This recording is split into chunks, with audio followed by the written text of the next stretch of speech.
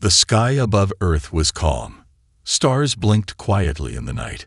But then, a strange sound broke the silence. Whoosh!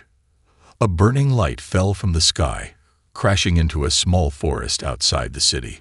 Trees shook. Birds flew away. The ground smoked where the light had landed. From inside the crater, something moved. It wasn't a meteor. It was a girl. Her silver suit was torn. Her long dark hair was covered in dust. Her eyes were glowing blue. Her name was Virilla. She was not human. Virilla came from a planet called Sirion, a world where emotions were forbidden. There, she was once a soldier. Strong, loyal, cold. But then, she made a mistake. She refused to destroy a peaceful planet during a war. She showed mercy. Her people called it weakness. Her punishment. She was sent to Earth, alone, without her powers. They called Earth a cruel and dirty world, a place where monsters walked as men. They believed Earth would break her, make her suffer, maybe even kill her. Virilla sat up in the crater. Her body hurt. Her ship was gone. Her communicator was silent. "I'm still alive," she whispered. She looked around. Trees, wind, night sounds, but no people. She stepped out of the crater, limping. Her suit glitched. Sparks flew from her wrist. Her chest implant, a small glowing circle, flickered weakly. She needed help, but help was not allowed. On Sirion, asking for help was shameful. Still, she walked. After hours of walking through trees and muddy roads, she saw lights in the distance, a city, tall buildings, cars, noise, people. She hid behind a dumpster and watched. So many humans, so many emotions. They smiled, laughed, shouted, hugged. It was all strange. Too much. She was about to turn back when a voice spoke. "Hey, are you okay?" Virilla froze. A boy, maybe 15, stood a few feet away. He wore an old jacket and held a sandwich in his hand. His name was Milo. He lived on the streets. No family. But still, he smiled at her. Virilla didn't reply. Milo looked at her glowing wrist. "Whoa, is that real? Are you like from a movie or something?" She stepped back, scared, trapped. "I won't hurt you," Milo said. "You look hungry." He took off his jacket and held it out to her. Then he placed the sandwich on a nearby box. Virilla didn't move. Milo shrugged. "Okay, I'll leave it here. You don't have to talk, but you shouldn't stay out here alone." He walked away.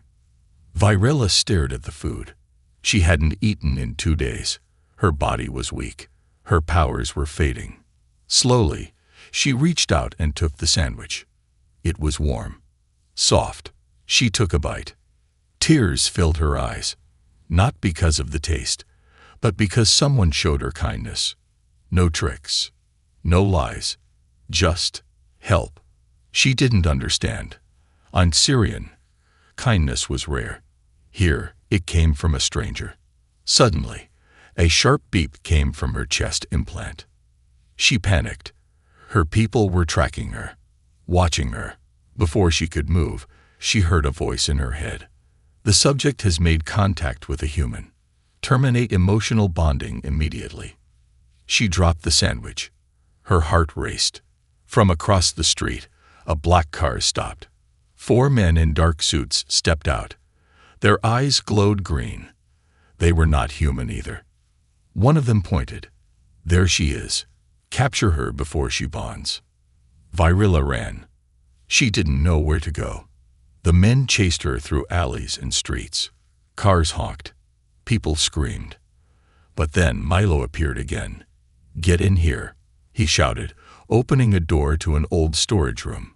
Virilla dove inside. Milo shut the door behind them. He was breathing fast. "Who are you?" he asked. Virilla looked at him. Her voice was shaky. "I am a prisoner from the stars." Milo blinked. "Okay, Cool. But maybe we should hide first. The old storage room was cold and smelled of rust and wet wood. Virilla sat on the floor, her back against the wall. Her eyes were still glowing faint blue, but her energy was low. She clutched her wrist, where the implant blinked weakly, her last link to her people and her prison.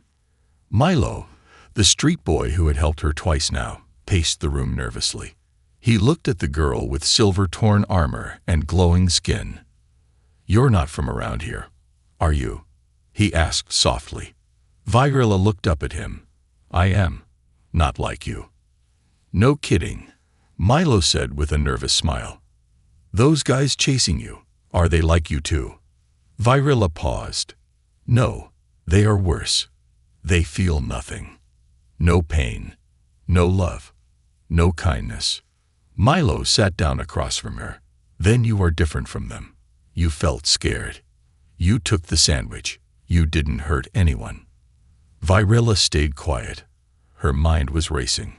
Her people would not stop.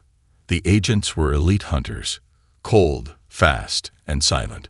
If they found her again, they wouldn't ask questions. They would erase her. Milo reached into his backpack and pulled out a flashlight, a bottle of water, and a chocolate bar. He handed them to her. "Here, you need it more than I do." She looked at the items. "Why? Do you help me?"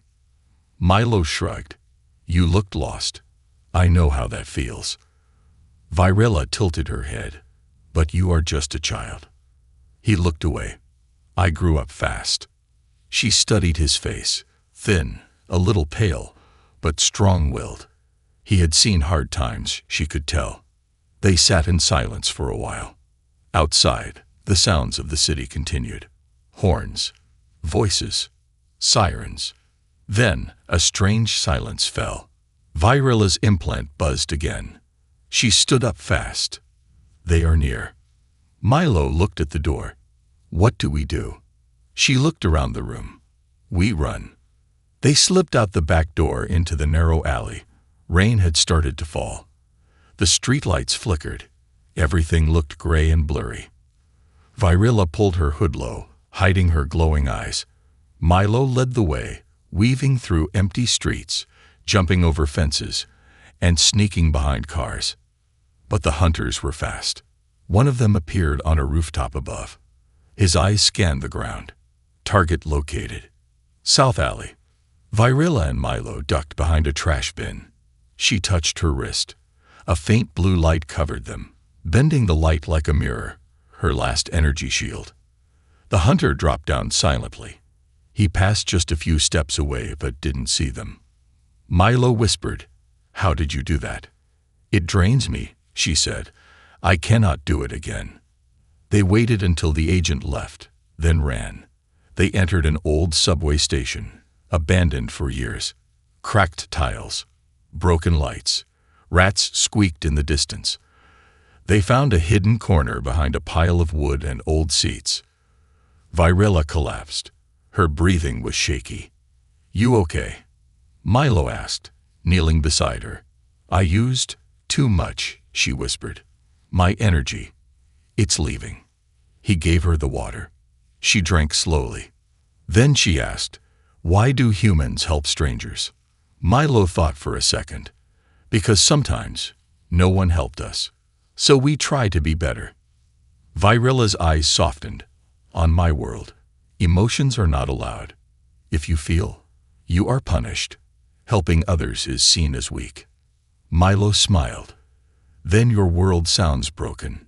She looked at him. "Maybe it is." There was a silence again. This time not from fear, but understanding. Then something beeped. Milo turned. "That came from your chest, didn't it?" Virilla sighed. "Yes. They're tracking me." Milo stood up. "Then we need to move again." "No," she said. "I need rest. If I don't recover, I will die." Milo looked around. "Then we'll hide better." He found old blankets and set them around her like a small tent. He gave her his backpack as a pillow. "You don't have to do this," she said softly. He replied, "Yes, I do." She closed her eyes. For the first time in her life, someone was protecting her. Not because they were ordered, not because they feared her, just because. She drifted off to sleep. Hours passed, but the shadows had not stopped moving. In the distance, on a rooftop, the lead hunter, Commander Raxon, stared down at the subway entrance. His scanner blinked red. "She is close," he said in a robotic voice, "and she is bonding with the human." Another agent asked, "Should we terminate the boy?" Raxon's eyes glowed brighter. "If the bond strengthens, her transformation will complete. We cannot allow that." He turned to the sky. "Begin phase 2. We draw them out." Back underground, Varilla suddenly woke up. Her eyes widened. Milo was still asleep beside her, but something was wrong. Her implant blinked violently. She whispered, "They're changing tactics. They're not just hunting me anymore. They'll go after anyone who helps me." She looked at Milo and made a decision. She stood up quietly and walked away. The sky outside the city was still dark, with a gray mist floating through the early morning air. But deep underground, in the cold shadows of the abandoned subway, Milo woke up alone. "Varilla?" he called out softly. No answer, only silence. The blankets were cold. Her backpack pillow was untouched. The corner where she had rested looked empty, like she had never been there at all. Milo's chest tightened. She left. He stood up fast and ran toward the subway exit. His shoes slapped against wet concrete. His heart was pounding.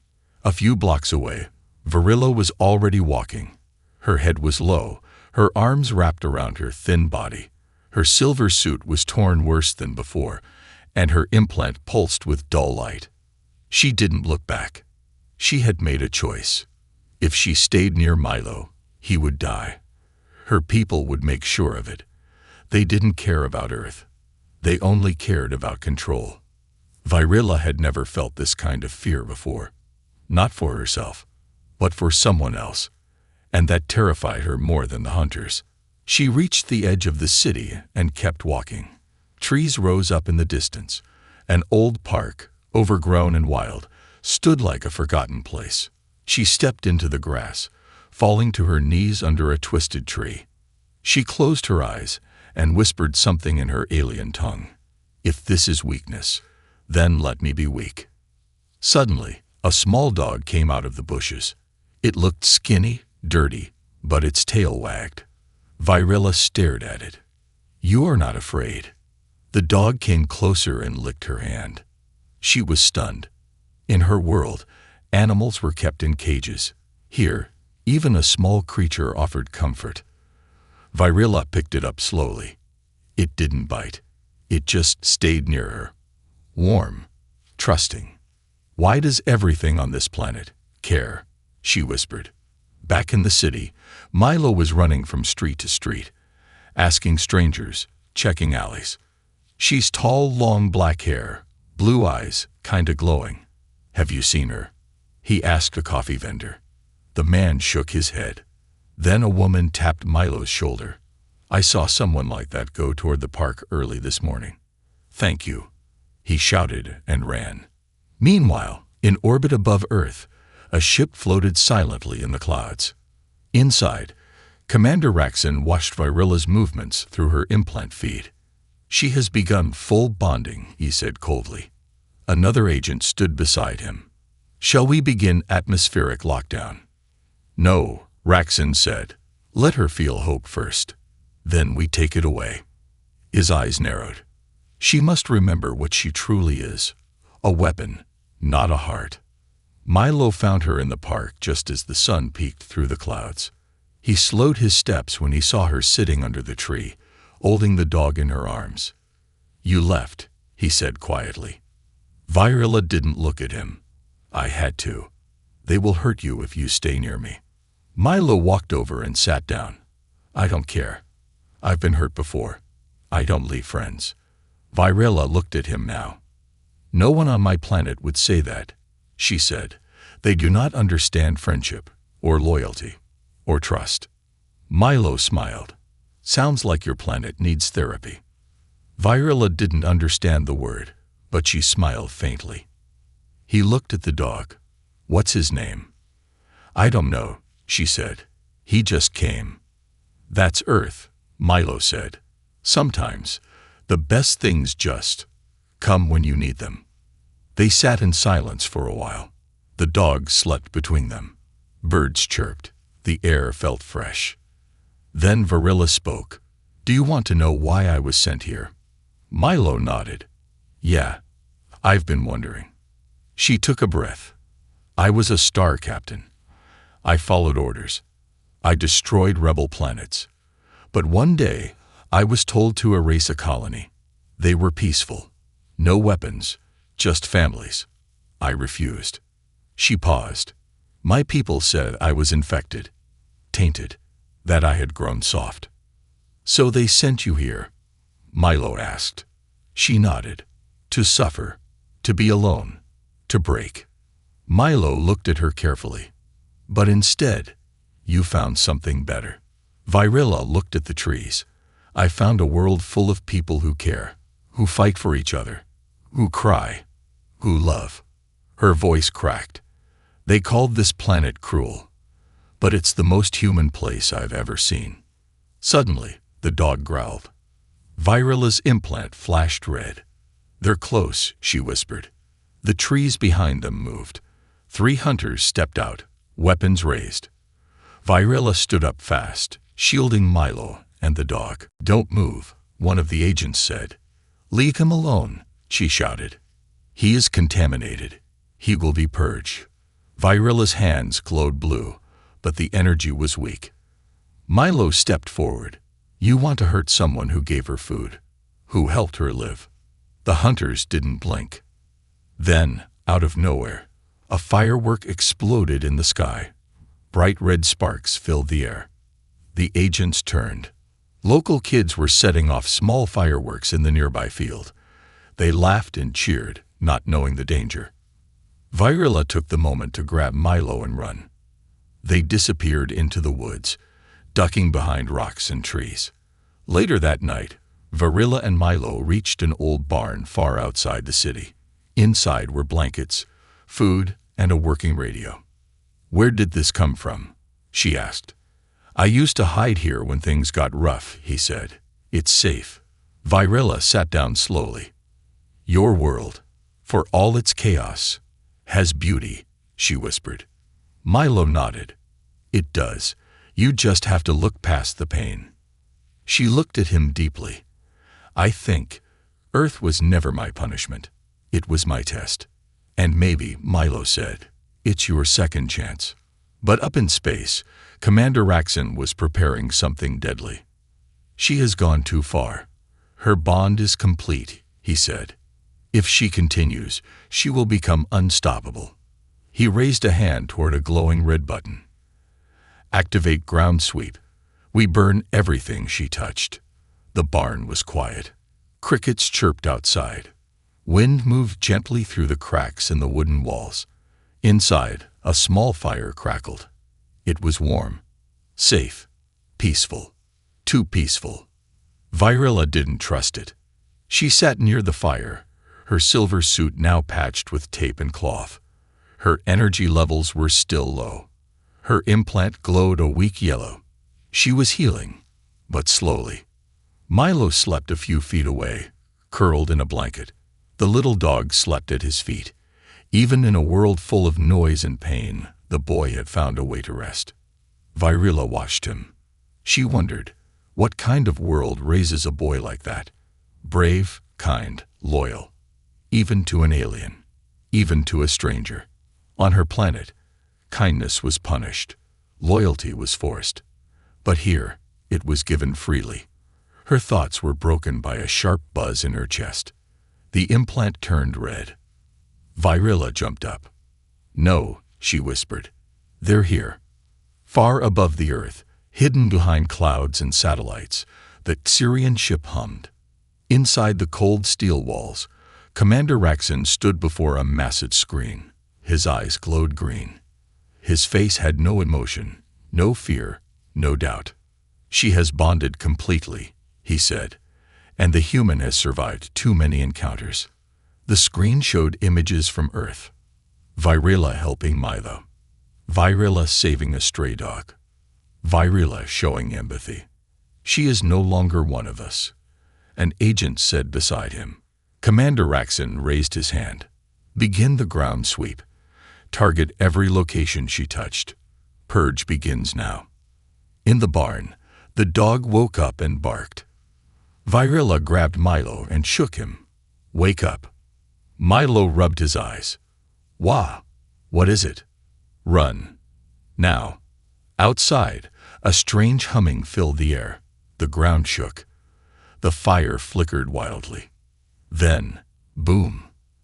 A red beam fell from the sky, hitting the forest nearby. The explosion lit up the sky like lightning. Trees flew into the air. Flames spread fast. Virilla and Milo ran. The little dog barked and followed. Behind them, the barn exploded. They jumped into a ditch just in time. Debris flew over them. They're burning the places I've been, Virilla said, gasping. They want to erase my time here. Like it never happened. Then we have to make sure it does matter, Milo said. Virilla looked at him. Yes, she said. We fight back. They found an old bike and started riding toward the city. The roads were empty. Smoke rose from the trees behind them. Drones flew across the sky like vultures. As they reached the edge of the city, something happened. The power went out. All of it. Street lights, traffic lights, buildings, everything. Black. Then, giant screens lit up with a strange green signal. A message played in a cold, robotic voice. This world is under quarantine. Surrender the subject, or face full extinction. People gathered in the streets. Some screamed. Others prayed. But then, a new sound. Voices. Hundreds of them. From the people. No. She saved my child. She stopped a fire in my building. She gave me water when I had nothing. A woman stepped in front of a drone holding a baby. You want her? You'll have to go through us. Inside an abandoned subway control room, Virilla watched the screens in shock. Milo had hacked into a control station using old wires and buttons. Do you see that? Milo asked. They remember you. They care. Virilla stared at the crowd standing up to the drones. I never thought I would see this, she whispered. Not for someone like me. Suddenly, a cold voice echoed through the room. You were never meant to feel anything. Virilla turned fast. Standing in the shadows was Kale, a tall, silver-armored figure. His eyes were blue like hers, his voice calm, his face familiar. Virilla stepped back. Kale. Milo stood protectively in front of her. Who is this? He asked. My old friend, Virilla said quietly. He trained with me. We fought together. Kale stepped forward. And you betrayed us. I chose life, she said. I chose mercy. Kale raised his arm. You chose weakness. Virilla's voice trembled. No, I chose humanity. A pulse of energy shot from Cal's weapon, but Milo threw a metal pipe at it, causing it to miss. Virilla reacted fast, shielding them both in a blue bubble. Kale paused. You're using your last power to protect him. Yes, Virilla said. Because he's worth it. Because this world is worth it. Kale hesitated. For a second, just a second. His eyes softened. But then he turned. You made your choice, he said. Now live with the consequences. He vanished into the shadows. Later that night, the skies over Earth were filled with dropships, alien war machines, cold metal, deadly silence. Commander Raxon stepped onto Earth's soil for the first time. This world infected her, he said. Now, we burn it. But he didn't know something had changed. Earth was ready. In small homes, basements, and rooftops, people were preparing. Engineers rewired old machines. Hackers cracked into alien signals. Soldiers trained civilians. Doctors built emergency shelters, all because of one alien girl who showed kindness. She gave them hope. She made them believe they could fight back. In a dark room, Varilla stood before a small group of humans. Her skin still glowed softly. Her voice was calm. "I was sent here to suffer," she said, "but you showed me something else. You showed me strength is not in weapons, but in hearts. You gave me a second chance. Now let me give you one. We fight." The warehouse was cold and dark, but inside it, fire burned, not the kind from a match or a weapon, but the kind that lived inside hearts. Varilla stood in front of a group of people. They were ordinary humans, men, women, teenagers, elders. Some wore broken glasses. Some had missing limbs. Some carried old tools. But all of them had something in common. They were ready to fight. Milo stood beside her, holding a small hand-drawn map. On it were red marks, alien landing zones, blue circles, human shelters, the yellow star, the last safe zone. "Earth doesn't have lasers," said one man with a mechanic's uniform. "We don't have warships like them." "No," Varilla said, "but you have something more powerful." "What's that?" asked a woman. "You have each other." They didn't understand fully, but they felt the truth in her voice. That night, Varilla walked alone to the rooftop of the warehouse. The stars above looked so far away, like cold eyes watching her. Somewhere out there was her home planet, Xerion, but it didn't feel like home anymore. She heard footsteps behind her. She turned fast. It was Kale, her former friend, her comrade, her shadow. "I told them not to destroy the city tonight," he said. "They gave me 1 hour to convince you to surrender." Varilla stared at him. "And if I don't?" "They'll start by erasing the places where people helped you." She sighed. "They already tried that. And still, Earth stands." Kale stepped closer. "You don't have to die with them. Come with me. I'll speak for you. I'll protect you." "Protect me," she said, her voice shaking. "You stood by it when they sent me here to die. You watched while they called kindness a disease. And now you want to save me." Kale's voice broke for a second. "Because I never stopped caring." Varilla looked into his eyes. "Then why are you still wearing that uniform?" Kale said nothing. She turned away. "I chose Earth. I chose these people. And I'm not leaving." "You're choosing extinction," he whispered. She looked back. "No, I'm choosing freedom." Kale clenched his fists. His jaw tightened, but he didn't argue. Instead, he placed a small glowing stone on the rooftop. "Then take this," he said. "It's a Xerion core. It will boost your energy for a short time." She stared at him, confused. "I thought you came to capture me." "I did," he said. "But I remember the girl who spared a planet once. Maybe she's not lost after all." Then he walked away. Varilla stood there, her heart heavy, the core stone pulsing softly in her hand. The next day, alien dropships appeared over 5 major cities across Earth. Their message was simple: surrender the girl, or suffer. But no one surrendered her. Instead, resistance spread like fire. In a small village in Africa, children blocked the path of alien drones using mirrors to reflect sunlight, blinding their sensors. In a snowy town in Canada, retired army veterans built traps using old snowplows and dynamite. In Tokyo, hackers jammed alien communication signals using school laptops. In Brazil, villagers used fireworks to confuse the targeting systems. Earth fought back, not with power, but with courage. In the middle of it all, Varilla led her team into a key alien outpost. It was hidden beneath an abandoned stadium. There were 10 humans with her, Milo included. The inside was cold, metallic, and filled with strange alien tech. "This place is how they track me," she said. "If we destroy it, they lose their eyes." "But it's guarded, right?" Milo asked. "Yes," she said, "by something worse than drones. Just then, a door slid open with a hiss. A massive figure stepped out, 10 feet tall, 4 arms. Its body was a mix of metal and muscle. Xerian war golem. Fall back, someone shouted. No, Varilla said. Stay behind me. She reached into her pocket and pulled out the glowing core Kale gave her. She crushed it in her hand. Her body lit up with energy. Her suit repaired itself. Her eyes burned bright blue. The power returned. The war golem charged. Varilla ran forward.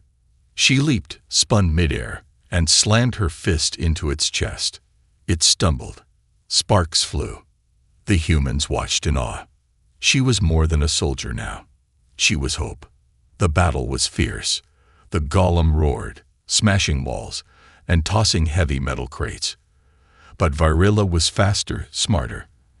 And more importantly, she wasn't fighting for orders. She was fighting for love.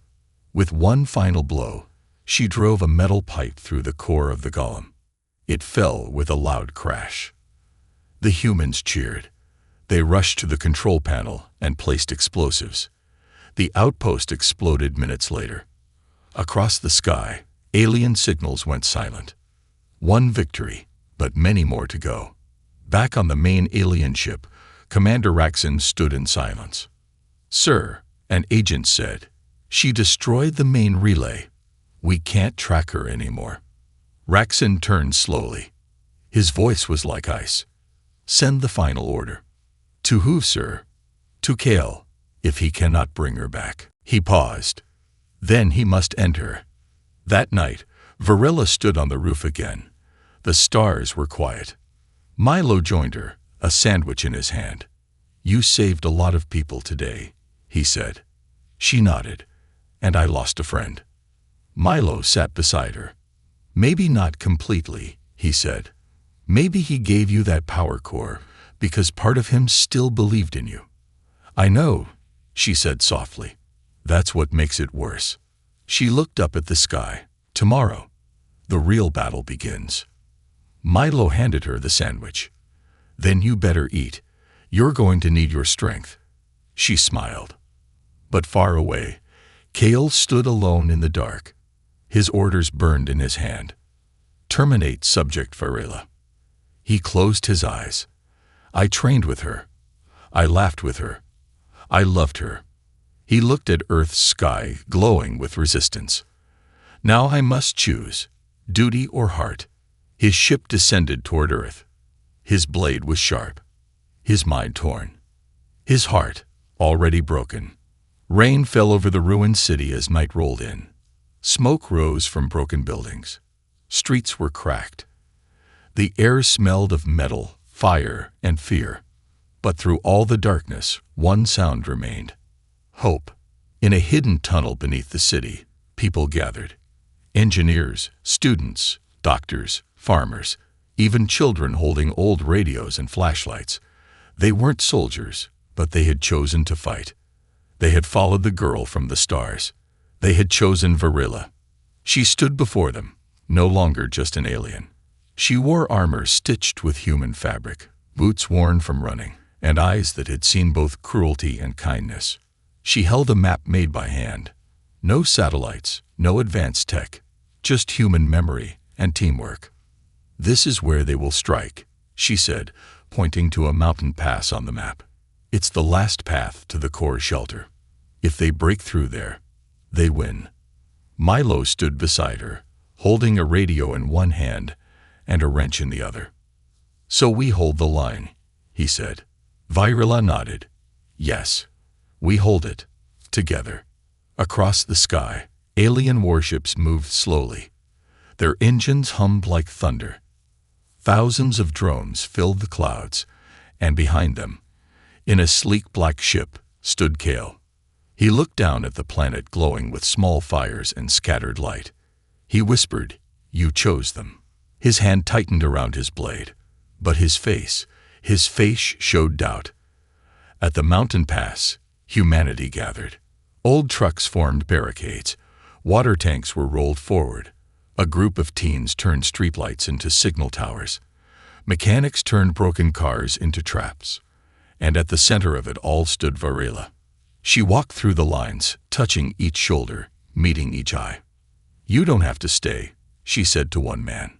"We're already here," he answered. "This is our world," said a woman with a baby on her back. "We don't run anymore." Varela felt something rise in her chest, a feeling she had never been allowed to have before. Pride. As dawn broke, the sky turned red, not from sunlight, but from the heat of descending ships. The first wave came fast. Drones dropped like hailstones. Machines crawled from the ground. Explosions shook the earth. But earth did not break. A line of fire met them. Molotovs, makeshift rockets, old guns, slingshots, and clever traps. An old man used a radio to blast static, confusing alien signals. A young girl hacked into a drone using a school tablet, crashing it into its own kind. And in the center, Varela moved like lightning. She punched through armored drones, shielded children with her body, threw enemy soldiers into the rocks. Her power was limited, but her will was infinite. Then the black ship landed. The final challenger stepped out. Kale. The battlefield went quiet. Even the drones paused. He walked slowly toward her, blade glowing, his silver armor shining under the bloody sky. Varela stepped forward. "Milo," she said softly, "take the people to the caves. Now." Milo shook his head. "I'm not leaving you." She looked at him. "You believed in me when I didn't believe in myself. That's why I have to do this. Alone." He stared at her for a long second, then gave a small nod. "I'll be waiting." Varela and Kale stood face to face. "You came to kill me," she said. Kale nodded. "I came to stop what you've become." "I became alive," she replied. "I finally understand what it means to care." "You betrayed your kind." "No," she said. "I escaped them." Kale hesitated. "You were my best friend, Varela." "You were mine too, until you chose orders over truth." His eyes burned. "You left me behind." "You had a choice, and so do you now." For a long moment, no one moved. Then Kale raised his blade and charged. The fight was brutal. Steel clashed with fire. Kale was faster, stronger, but Varela was free. She fought not with anger, but with purpose. Each hit shook the earth. Each dodge tore through the wind. People watched from the hills. Silence fell over the battlefield. Two warriors. One bond. One broken. One still holding on. Kale shouted, "They will never accept you." Varela shouted back, "They already have." She struck hard, breaking his blade. He fell to one knee. But she didn't finish him. Instead, she reached out her hand. "I'm still your friend, but I will not be your enemy." Kale looked up at her, bleeding, broken. And then, his hand shook. He took hers. The people watching began to cry. Behind them, the alien ship sparked. Drones glitched. Signals dropped. Commander Raxon's voice echoed across the sky. "Kale, you have failed." Initiating destruction protocol. A countdown began on the warship. Raxon would rather erase them all than lose. Varela turned to the crowd. "The ship has a reactor. If it explodes here, the city dies." Kale stood beside her. "We can stop it, but not from outside." Varela looked at Milo in the crowd. He was shaking his head, eyes full of tears. She gave him a small smile. "You made me human, Milo," she whispered. "Now I give you the only thing I have left." She turned to Kale. "Let's finish this together." The two jumped into the alien ship. They ran through dark halls lit with red warning lights. They'd reached the core. Kale opened the panels. Varela placed her hand on the power grid. Energy surged through her body. "I can absorb it," she said, "but not for long." Kale placed his hand on hers. "Let me carry the pain this time." A giant flash of blue light burst into the sky. Then, silence. On the surface, Milo dropped to his knees. The warship had vanished. Nothing but smoke and a crater remained. People cried. Some screamed. But then, a small blue spark floated into the air. And in the wind, a whisper echoed. We are more than where we came from. That day, Earth was saved. Not by weapons, not by armies, but by kindness, by friendship, by hope. Virilla had been sent to Earth to suffer. Instead, she showed Earth how to live. The skies were quiet. For the first time in weeks, no ships floated above Earth. No drones buzzed through the cities. No cold alien voices echoed across the airwaves. Just peace. Ash floated softly like snow. Broken buildings stood like old monuments. Fires had gone out. The world looked wounded, but still alive. And in the center of it all, standing at the edge of a blackened crater, was Milo. He stared into the empty space where the alien ship had vanished. His clothes were torn. His hands were shaking. But his eyes, they searched the sky. Come back, he whispered. Please, come back. The little dog sat beside him, quiet and still. People stood around him. Some cried. Some held hands. Some placed candles near the crater. They weren't mourning a soldier. They were honoring a friend. Virilla had given everything. She had absorbed the ship's reactor energy. She had taken Cal's hand and faced the end together. There was no body, no remains, just a flash of blue and silence. And yet, something lingered in the air. Something more than memory. 1 week later, a garden bloomed where the crater had been. No one planted it. It simply grew, fast, wild, and beautiful. Flowers of unknown color, vines that glowed faint blue at night, trees with golden leaves. Scientists could not explain it. The soil was still burnt, the air still smoky, and yet life had returned. People called it Virilla's bloom. Some called it a miracle, others something divine.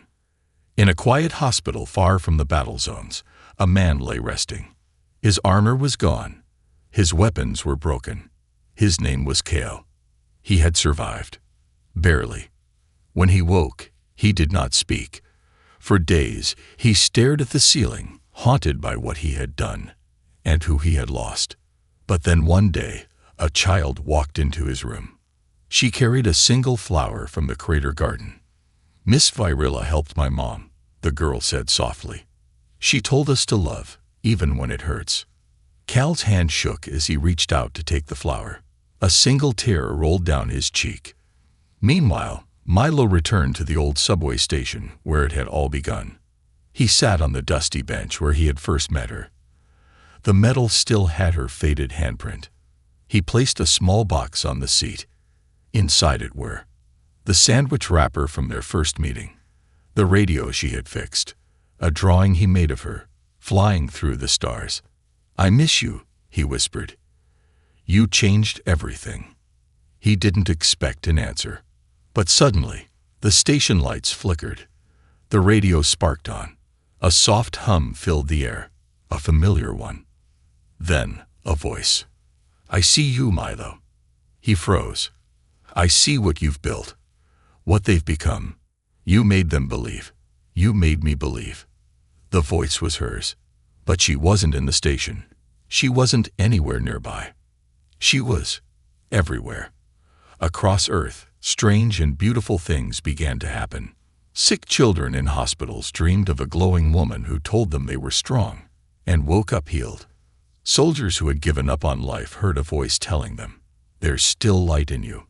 A blind artist began to paint stars and galaxies he had never seen, guided by dreams of a girl with blue eyes. Virilla was gone, but she had not vanished. Her energy, her essence, had become part of Earth. In a broadcast that played across the world, Earth's leaders stood together. Leaders from countries that once hated each other, now standing side by side. And behind them was Milo. The boy who fed a stranger. The boy who changed history with a sandwich and a heart full of kindness. He spoke softly. Varela was not just from the stars. She was a mirror. She showed us who we could be. Brave, loving, united. He looked straight into the camera. She came here to suffer, but we showed her something divine.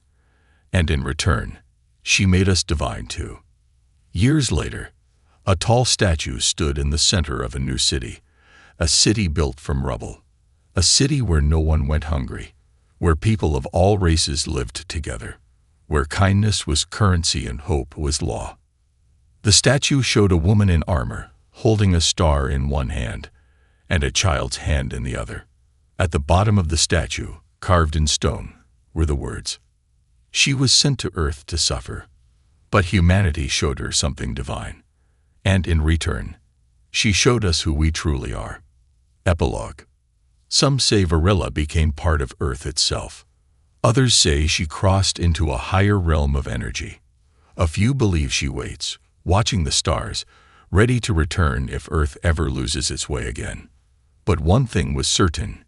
She had changed the meaning of the word alien. No longer a stranger. Now, a guardian. A legend. A light.